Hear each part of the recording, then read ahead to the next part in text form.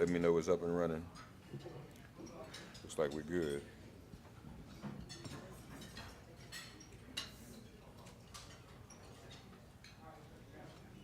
Yep, we're good. All right, thank you, gentlemen. Folks, it's time as you enjoy your lunch. We invite you to also to draw nigh and hear this important conversation, a fireside chat on the importance of racial impact studies. The importance of racial impact studies. Our panelists today, and we will, as I call their names, they will please come forward.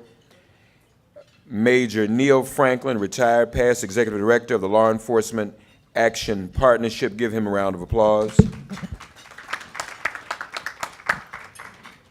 Trevor Villanore, the retired Police Commissioner, U.S. Virgin Islands Police Department. He's also an ATF Federal Law Enforcement Executive. Elliot T. Boyce Sr., NNPA, Director of the New York State Police Employee Assistance Program. And also Dr. Ron Bailey, Professor and Chair of Psychiatry at LSU Health New Orleans School of Medicine. He was also the 113th President of the National Medical Association. Give him a round of applause as well. Let's hear it for our entire panel and our moderator, the Reverend Dr. Benjamin F. Chavis, Jr. Thank you very much. First, I see we have the file. This is a fireside chat, so we have the file.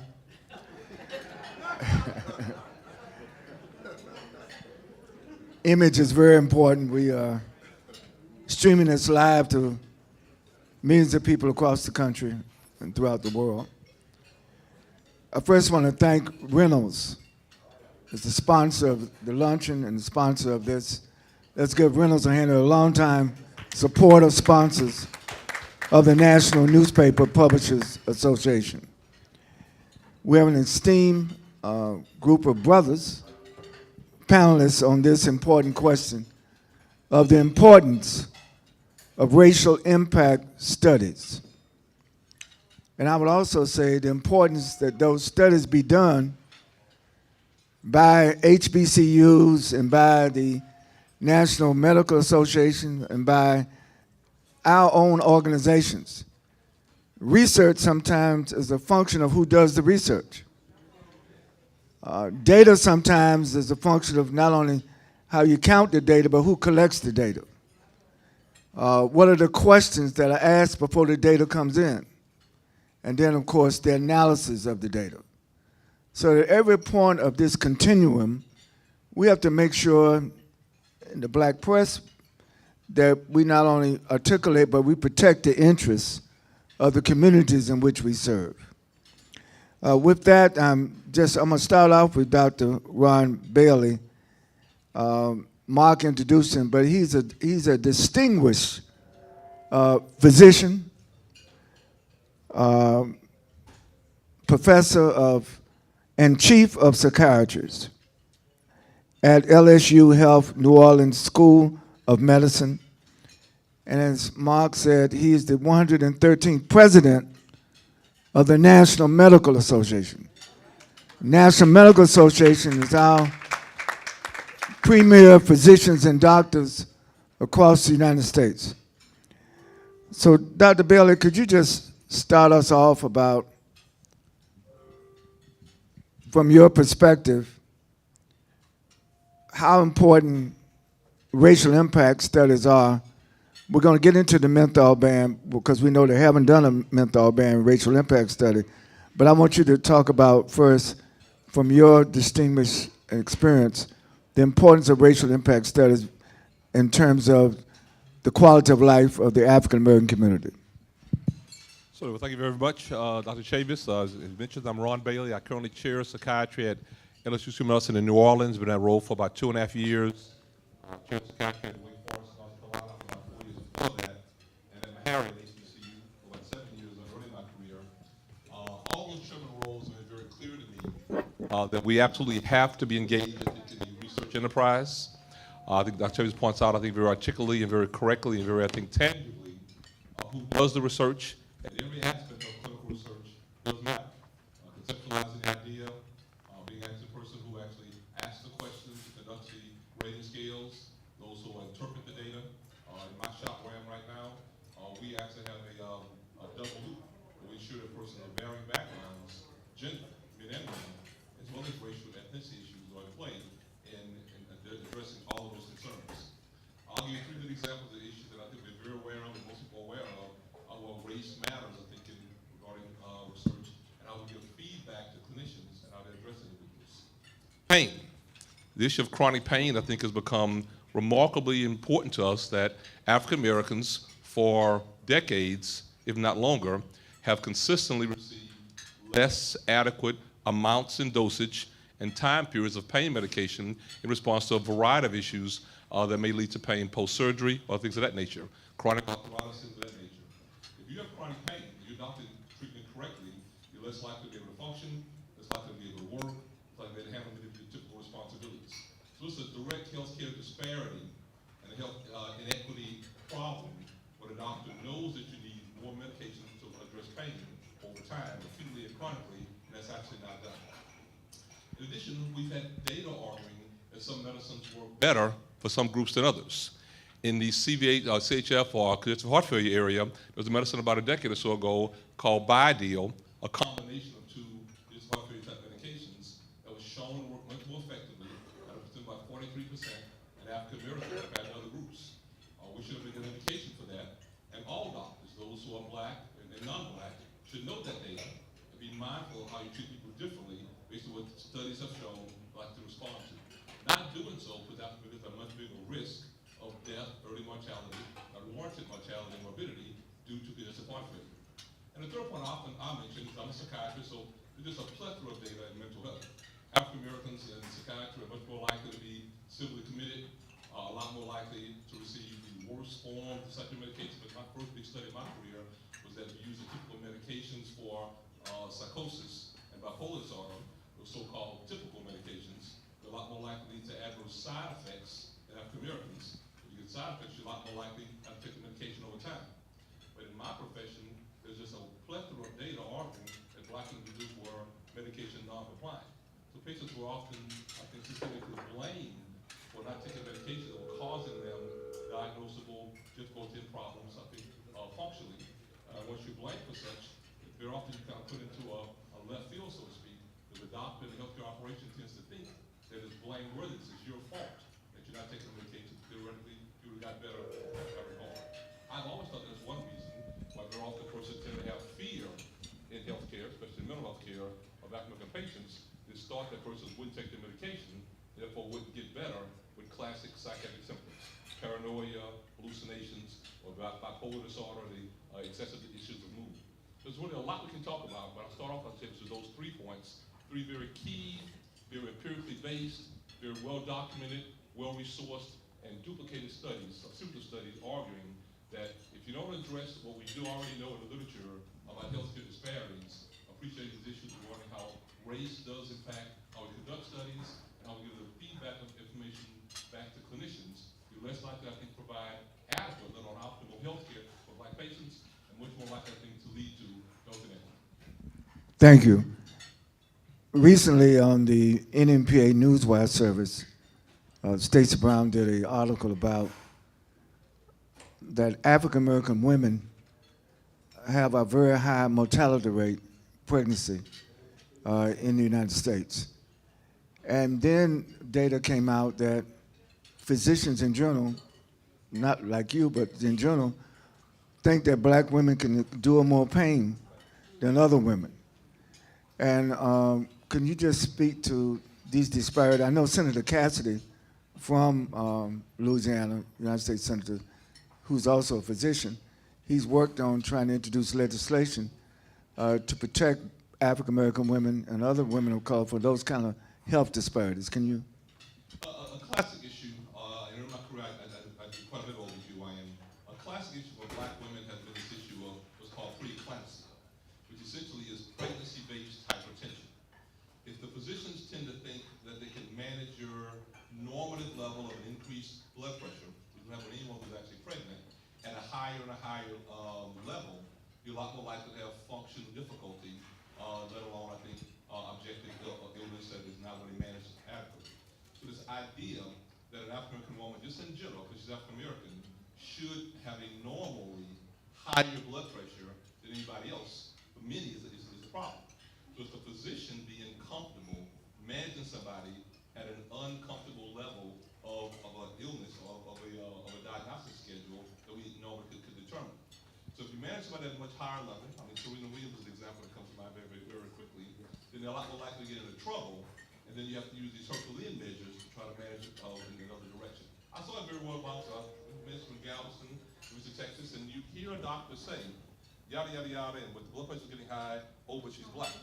So the idea of thinking is that person can manage whether there's more pain or more hypertension that you can address.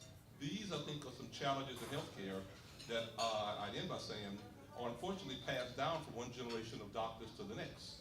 So part of our challenge has to be how to stop that and ensure the person use empirically based medical indicators going forward and not allow race to adversely assess or determine how they're going to assess and manage a patient. Thank you.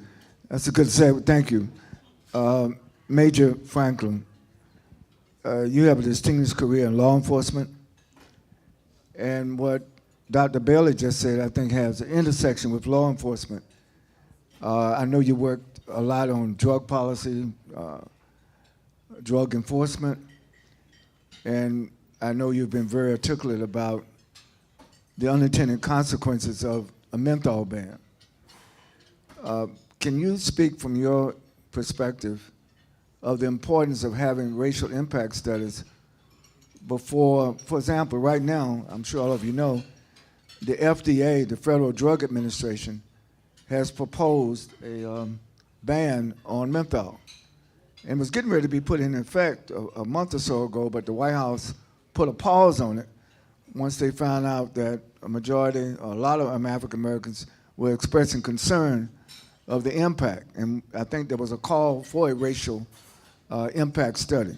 But Neil, chime in from your perspective how important these racial impact studies would be to a person like you in law enforcement in regard to what Dr. Bailey said about the disparities. Yeah, sure, and thanks. It's a pleasure to be in front of this wonderful group again. Let me just say one of the major things that the Law Enforcement Action Partnership does, they look at public policy, current public policy, but more importantly, public policy that's being proposed at the local, state, and federal levels. And taking a critical look at that policy and seeing how it will impact different communities. At the earlier session, someone mentioned when you were going over the list of things that would be important, we mentioned, we were talking about policing and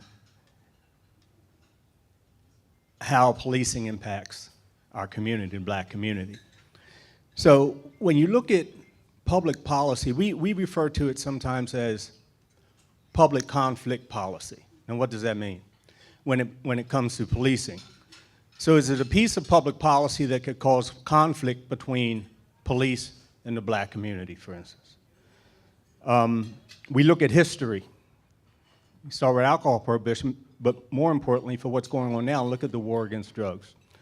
Just take a look at what has happened with our marijuana policy in this country. And one of the issues moving marijuana use from a place of illegality, prohibition, to where it's now legal in many of our states across the country was how prohibition is enforced within the black community. Looking at the number of people we put in prison and who they look like, overwhelmingly, for marijuana violations. An example of this public conflict policy is Eric Gardner, as we talk about cigarettes. You know, who was selling loose cigarettes out in front of a store. Store owners call and complain, and who do they send? They send the police.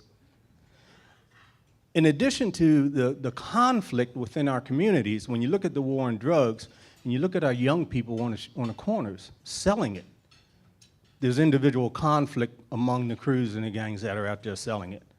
And I'm from Baltimore, and we have a lot of that conflict. If you've seen the HBO series The Wire, you know what I'm talking about regarding that conflict when it comes to the competition of selling things within our communities that are illegal. So you've got that conflict between individuals within a community who are trying to sell goods that are popular but illegal. There's a ban and there's no legal access to those products, and that's what we're talking about with menthol. That's where we're moving with menthol, to where it will be illegal to manufacture and sell menthol cigarettes from coast to coast. And I think many of you already know that within the black community of black smokers, and I'm talking about old folk, I ain't talking about 13, 14-year-olds. I'm talking about old folk. The most popular brand of cigarette is menthol cigarettes. And for us to believe, and as we look at this policy, for us to believe that if it's banned and prohibited, that they would just all of a sudden disappear, come on, we're smarter than that. We've seen the examples. And so again, looking at public policy, what the FDA is about to propose or considering is a piece of that public policy that's going to cause conflict between individuals in our community. It's going to cause conflict between the police and members of our community. And, you know, and it doesn't stop there. And I know we have, Dr. Belly was already talking about the health implications and what that will cause within our communities. But from where I sit, after 34 years in policing and working undercover in drug enforcement, criminal investigations, understanding and knowing how organized crime syndicates and the cartels work and operate. And I know we have a wonderful brother here from the ATF who's probably going to talk about the smuggling of these products. So I'll leave that to him and leave that to Elliot Boyce. But once you prohibit those products and they come into the country, someone's going to sell it, and we know how that ends up. It ends up on our street corners with our young people. Now, I'll end with this. This proposed policy is, they say it's about keeping cigarettes out of the hands of our young people. But I can tell you right now, as I sit here, it's going to drive it into the hands of our young people more than you've ever seen before, because those are the easiest, that's the easiest group of people to manage on our street corners, by the hierarchy within organized crime. And if we let another piece of public policy like this hit our streets without the proper studies being done, impact studies to the black community, then, you know, it's up to us to do something about it. And I think you, this audience here, is very critical to this effort of preventing that from happening, at least moving it into the direction of having the appropriate study done. Thanks. Thank you so much. I would say that the temporary good news is many of us in the black press helped persuade the White House to put a pause on the implementation of the Federal Drug Administration's proposal. However, there are other people out there putting pressure on them to go forward. So I'm going to go to Trevor Vellinori from the U.S. West Indies. Brother, you a powerful brother down in the West Indies. Police commissioner, and you're a former ATF agent. You know, there aren't too many brothers in the ATF, alcohol, tobacco, and firearms. And Scott Bolden, I know he's here, our attorney, he knows, it's better to be on the panel with the ATF than to be chased by the ATF. Oh. So I'm glad to sit next to you and proud. I can tell you some stories about the ATF. I can't run as fast, sir. I'm a little bit older. All right. So, but in all seriousness, what Major Franklin alluded to, that if such a ban went out, it's going to increase illicit, illegal, even cartel-run businesses in our communities, which is definitely going to bring law enforcement that's going to have a devastating impact on our community. We all make a reference to what happened to Earl Garner in Eric Garner in New York. He was selling Lucy cigarettes and he was choked to death by the New York Police Department. Because in New York, if you sell Lucy's, as they're called, you don't get the tax revenue from it. So they call out the police, store owners, they get mad for brothers and sisters out selling loosies in front of a store because they want you to come in the store to buy the pack of cigarettes. So exponentially, there may be potentially many more Eric Garner situations if this public policy becomes law. So from your informed perspective, particularly from the ATF, what do you think may be the unintended consequence, or some would say the intended consequences of the proposed ban on menthol? No, thank you so much. I'm glad to be here. I'm really inspired, even looking at your theme, empowering the black community is so important. So with me, what I like to do is take a look at historical relevance and how it fits into today.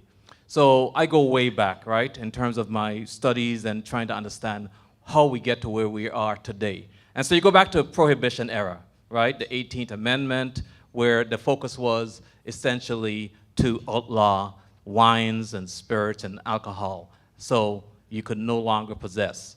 What happened then? In 1933, the United States then repealed that prohibition, so it did not work then. Who were impacted? Who are the folks who were impacted the most during that time period?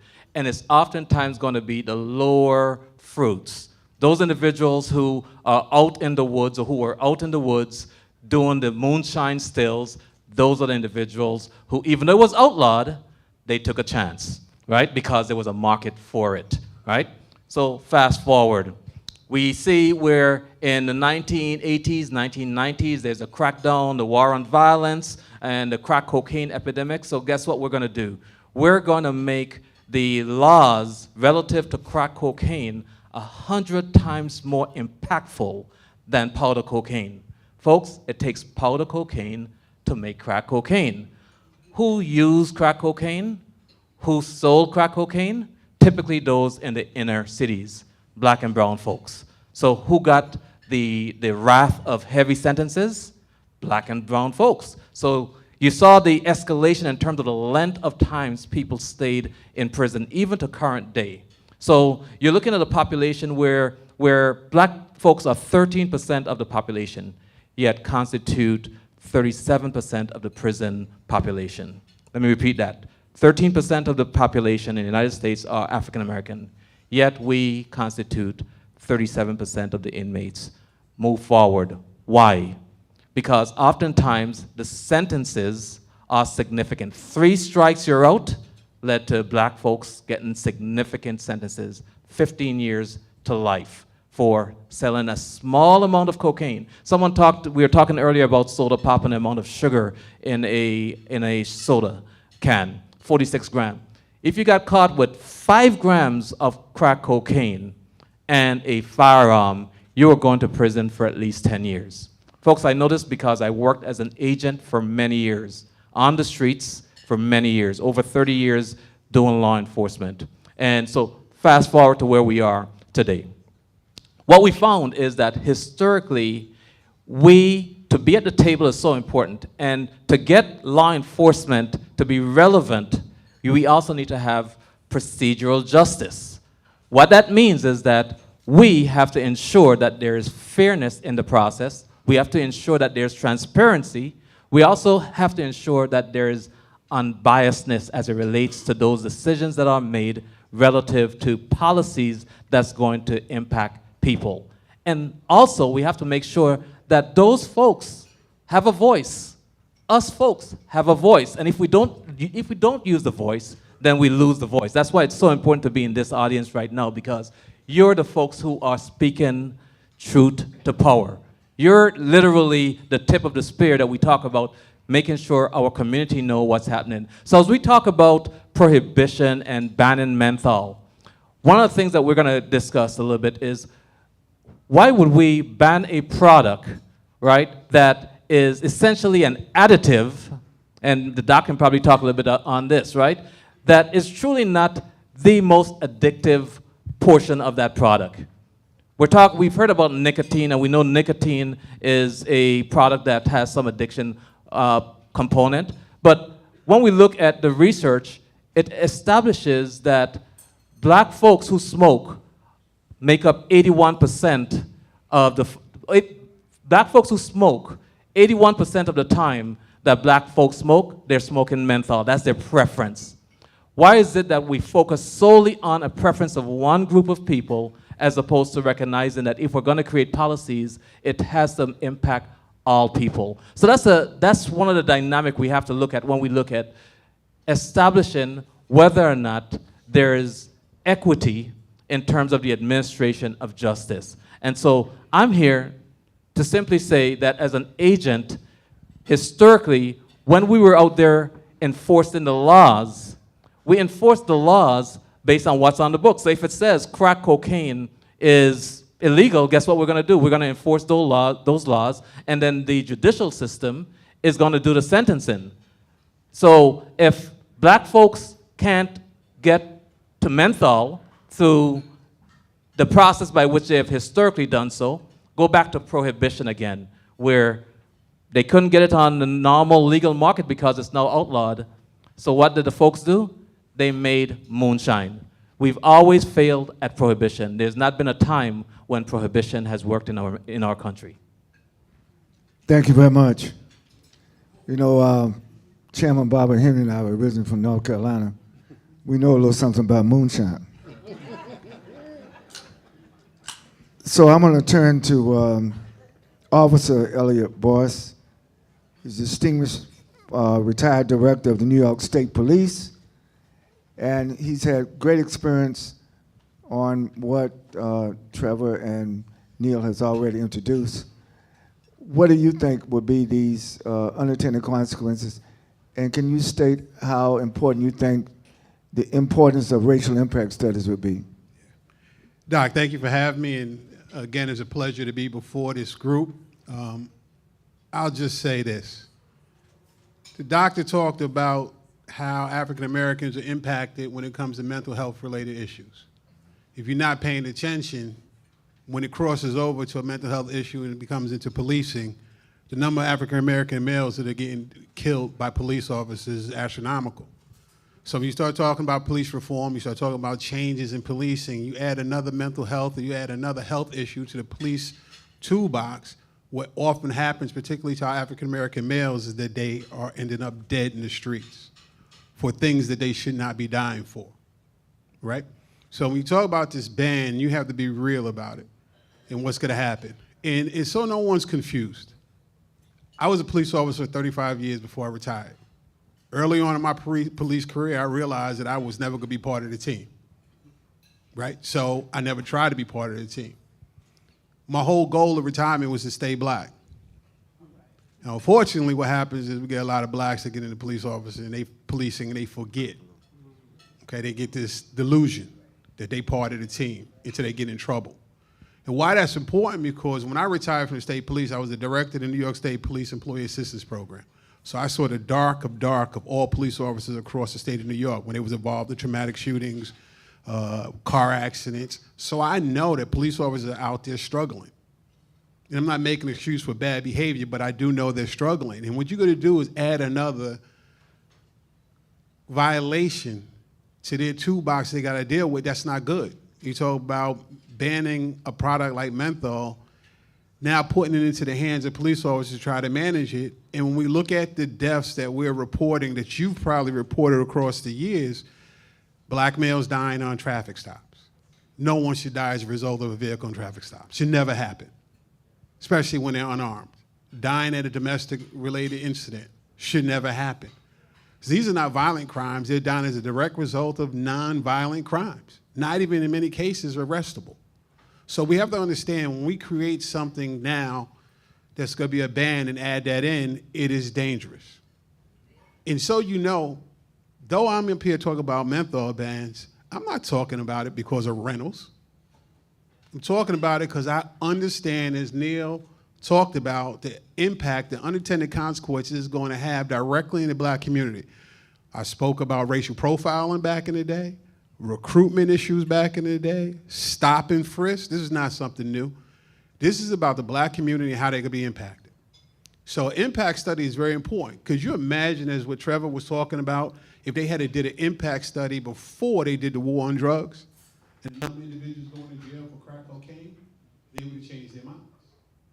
Because they pushed it out without any impact study to see what was going to happen, an astronomical number of African American males went to jail. I know for a fact, because 20 out of my 35 years, I worked undercover. And what we do is we do the buy, they get arrested, and then next thing you know, we don't care. We're on to the next. Until one day, I had to go to a trial. The guy wouldn't take the plea, so I had to unveil who I was and testify. He got convicted, and I'm thinking, I get 5 to 6 years. Yeah, like in federal time, they don't give you years. They don't say 10 years. They say 860 months. And I'm going for what? For his conviction. For that small bag of crack cocaine I purchased from him? That's not realized as a problem. If you really want to understand policing and understand how the drug war and the drugs work, it's all about numbers. Policing are numbers. Crime rate is high, we have to reduce the number. Murder is high, have to reduce the number. Sales of illegal items, contraband is high, you have to reduce the number. What happens in the black community is this. Our young brothers and sisters are on the street corner. We come to work as a police officer and we say, hey, we gotta get a number today. We gotta get 2 numbers and we justify our existence. Okay, we're not going to the suburbs. It's too hard to run an investigation in the suburbs. We're going to the streets. And that's how we get numbers. That's how you reduce crime, whether it's violent crimes, drug-related crimes, and that's how it goes. Some people might sit out there and go, that's messed up. It is. But it's about number and productivity, and if you're reducing crime and activity, that's what you do. You think if they ban, and I've said this before, anything you ban becomes contraband. Anything that becomes contraband is illegal. That is a police issue. There is no way anyone should walk into your paper and try to explain to you that the police are not going to be involved, particularly if it's dominated by a product that's contraband that's over, as Trevor said, 81% utilized by African Americans and Latinos. That basically means when I said the number for the day, and we have to go and get 2, we're not going to the suburbs. The police agencies are going to the community. Our community. So do not be fooled by the notion that an impact study is not necessary. It is. Because the more you understand policing, the more you understand how it works, you will see why this is going to be a huge failure. For everyone in this room who runs a newspaper, you should have a police officer that's one of your friends. Because when these things happen, you should be able to go to them and understand what the dynamics is, why these crimes happen. Young black men dying as related to mental health issues on the streets just has to stop. Police officer suffering has to stop. That Sister Nearly, that program we just came from was phenomenal, but one of the things I would say we have to add to the list is food deserts, right? So let me tell you how a food desert works and I'll stop. So you're talking about a lack of convenient or stores for good fresh products in our communities, right? Good food, good meat, good fruit for health purposes. They don't have access, or we don't have access to it. So now you talk about the broken glass area where you have to go for other means in order to get healthy nutrition. They're talking about part of this menthol ban that 48,000 people would died. And in that jumble, they say they're dying as diabetes related, stress related, and all these things. Well, of course we're gonna have bad health because we don't have good food services in those communities. No one's doing a racial impact study on that. No one's talking about it. The one lady from Alabama, she mentioned Medicaid, right? Medicaid. Let's talk about this one. They're talking about 48,000 people who have died as it directly relates to allegedly smoking menthol cigarettes, black people. Could you imagine if Medicaid allowed for pre-screening for cancer-related illnesses? What would that racial impact study show? It would show that the number of people, cause and effect, will be drastically reduced as it pertains to passing away as it relates to cancer-related illnesses. Now, the ACS, American Cancer Society, put that all in their paperwork, but everyone's ignoring it. So a racial impact study that's going to talk about how food deserts are drastically impacting the health of our communities, how lack of Medicare pre-screening is impacting our communities. And now listen, if you live in the hood, you're going to be stressful. Guarantee you're going to have some heart issues. So that's what I think about, you know, the ban on menthol cigarettes. It's not about Reynolds America. It's about the black community. And we stand firm that as police officers, conscious police officers, if we don't stand up and talk about it, guess what? We shouldn't be police officers, and we wasted our career. I think we should give all these officers a hand. Thank you for your service. Dr. Bailey, each of us have made reference to the importance of the racial impact studies. What do you see in the future? Do you think the FDA is going to do it, or do we need to get independent agencies? How are we going to get these racial impact studies done? Well, unfortunately, I think that we are going to need, I think, a combined and a joint approach. What we'd like to see, I think, the federal government involved in this, because very often in our business, when the federal government gets involved at the NIH level, you're a lot more likely, I think, to have the types, I think, of numbers that you could hit, but also the kind of financial support. I, like most of us, I'm a bit cautious because I think we tend to have a very conflictual-laden and partisan-oriented federal government currently now, and that really hurts us in research. It takes a lot to go from A to Z to get a series of processes and studies done. So I clearly think that having nonprofits involved is helpful. I love your point that you love to see HBCUs have a prominent role, I think, in this type setting. But this brings me back my entire 30-year career. All too often when there's a good opportunity to pursue such, the reason HBCUs, and I went to Morris undergrad, I was assistant dean at Drew, I was chairman at Harris. I've touched, I think, all 4 HBCUs. But the 3 issues that very often come into play, and the reasons that very often are used to not give large, I think, substantive grants, what we call substantive grants in these settings, are one, size and capacity. And so to build size and capacity, you have a long history of producing those type grants. Second, very often is the historical ability to have received grants. So when I finished my med school at University of Texas in 1990, you probably apply for a federal grant, an NIH grant, probably a 1 in 3 to 1 in 4 chance of getting it.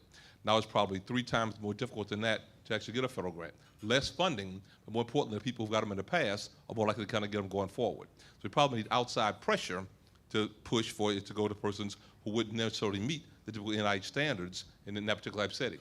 And the third issue, you probably need, I think, new, younger, engaged, innovative people, persons who I think speak as well as this law officer, but I think who spoke just like a doctor a second ago with tremendous points. I've known Boyce a long time, and he's outstanding in that regard. But this very often does not seem to be an issue for many of, I think, our historical researchers at the big schools. I trained at Yale, and in that setting, it may be a Northeast setting, it may be geographical, it may also be based on some historical concerns. An issue like banning menthol is a winning issue on the healthcare side. So those people are as passionate, as although I disagree with them, about their side of the issue. I think those of us who I think try to blend, I think, a law enforcement understanding with a culturally competent appreciation for what's happened, I think, in the past. The young brother's comment earlier in regards to how prohibition has always failed our community is key and signature. But the reality is many people are not thinking about how it's failed our community. They're thinking about what it's done the overall, I think, for the overall country. And very often we're a subset of the American population that responds very differently and is treated very differently on a variety, I think, of government-based interventions. So do I think we need outside support? Absolutely. Do I think we have to really push for it? And I love to see, I think, an issue like this, because you have the voice of the pen to make the argument why this needs to happen. Very, very clear. Can it be done? Can it be done well? No doubt about it. But I think we really will take a collective approach. We do tend to have the building blocks. We really need, I think, an organizational strategy to pull them all together. Very good. Just an announcement for our publishers. Today, Howard University, Bobby HU, signed an agreement with the NNPA to do the first national study on the proposed menthol ban.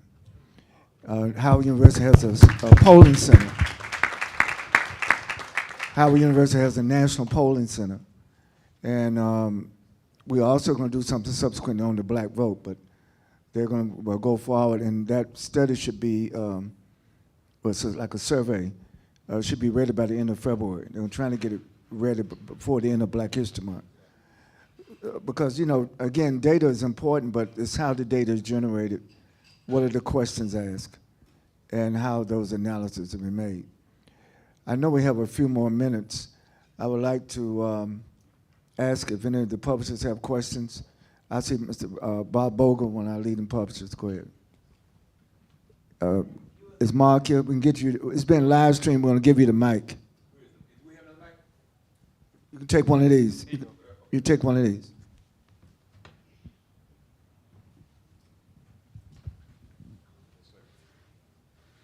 Thank you. In view of the fact that it appears that the FDA is waiting to act on this question, do we have the time to prevent that from happening now? And in view of what you said, the Howard University and the NNPA getting together, how do we as publishers not promote smoking, but to articulate the question of if you do? Yes. I'm going to talk to Stacy. What we're going to do is put out a release on the newswire for all of our publishers about this matter, because I believe that the White House knows that one of the premier HBCUs is engaging in this national study, national survey. I think the White House would know it's in their interest not to do anything during an election year that's going to have an adverse effect on the vote that they need to get reelected. So it is about public notice, Mr. Bogle, and we're going to make sure that all of you have the data, the headline. We'll probably do an op-ed about it, but it's a news story that Howard University is engaging in this national study. Also, I really want to talk to Dr. Bailey, because as one of the distinguished past presidents of the National Medical Association, we need more of our medical people, more of our healthcare professionals, also to weigh in on this. So Sheila, so you're saying one of the questions that we're asking in the survey is about how our medical, the perception of our medical experts in terms of this particular issue. I would say just this, and then we're going to ask any other questions. We tend to be so focused on our own discipline, we missed an opportunity to be interdisciplinary. What I mean is medical, law enforcement, journalism, business, community service, it's all connected.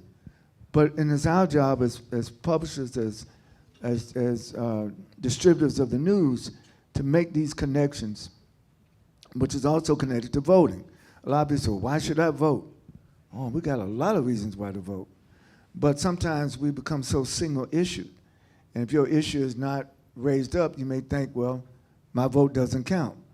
So all of these things, and that's why, again, we chose the theme for this Midwinter Training Conference. You know, empower the community, empower the press, you know, and look at how ways that we can work together to pull off that empowerment. I saw another hand. Fran? Mark? Mike? I'm just pleased to be here because I'm thankful that I was asked to speak, it's been, what, 2 years ago, 3 years ago, about this particular, I do smoke, but it wasn't just about me.